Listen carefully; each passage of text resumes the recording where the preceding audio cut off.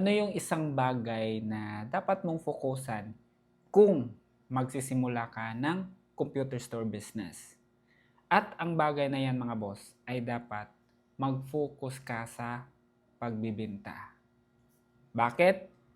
Dahil kapag marunong kang magbenta ng products and services mo, mas madali kang makakahanap ng maraming customer.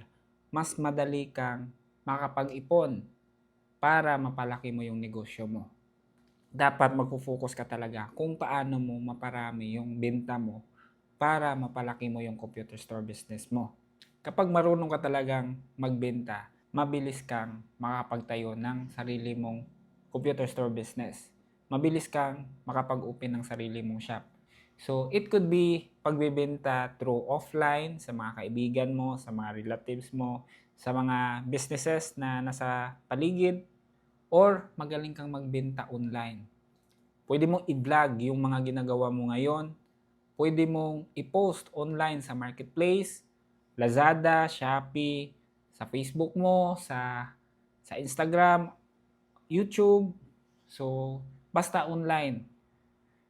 Kapag magaling kang magbenta ng products and services mo, mas mabilis kang lalaki. Sinishare ko po ito sa inyo ngayon mga boss dahil isa sa pinaniniwalaan ko talaga. Isa sa confirmation no, na para sa'yo talaga yung pagninegosyo ng computer store business ay kung meron kang benta.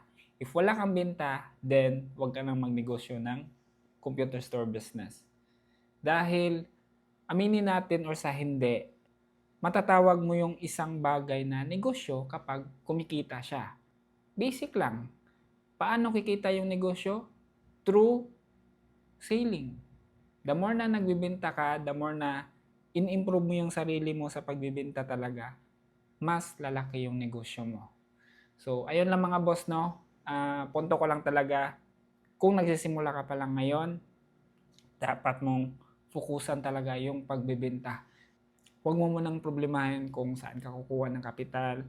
Huwag mo munang problemahin kung wala ka pang technician ngayon or wala ka pang mga tools. Basta magbenta ka ng magbenta. So, alam ko mga boss na gets mo yan. All you have to do is magbenta ka lang ng magbenta. Ayun lang.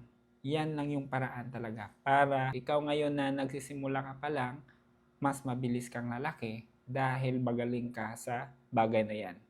So, ayun lang mga boss, no? So, comment ka po sa baba kung ano yung isang bagay na dapat mong fokusan kung magsisimula ka ng computer store business. So, see you on my next vlog mga boss. Ciao, bye!